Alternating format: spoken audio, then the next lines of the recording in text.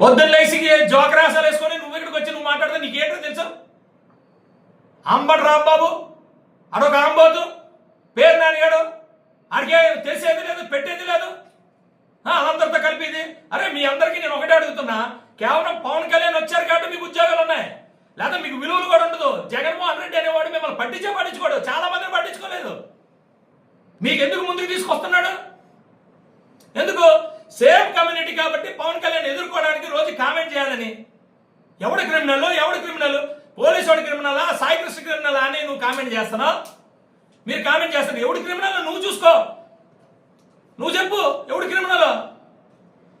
చట్టం దాని పని అది చేసుకుంటుంది. మీ ప్రభుత్వంలో మీరే డిసైడ్ చేశారా? ఇక్కడ ఎవడు డిసైడ్ చేయడానికి ఉండదు, చట్టమే. సిట్ వేసా, సిట్ నిర్ణయిస్తుంది, కోర్టులు నిర్ణయిస్తుంది. అక్కడ వరకు మేము ట్రాన్స్పరెంట్గా ఉంటాం. అంతేగాని మా చేతుల్లో మేము తీసుకోము. మీలాగా మేము మా చేతుల్లో తీసుకోము. బాబాయ్ ఒకటి చెప్తున్నాను చూడండి, పవన్ కళ్యాణ్ అనే వ్యక్తి ఉన్నాడు కాబట్టే మీకు విలువ, అక్కడ లేకపోతే మీకు విలువే లేదు.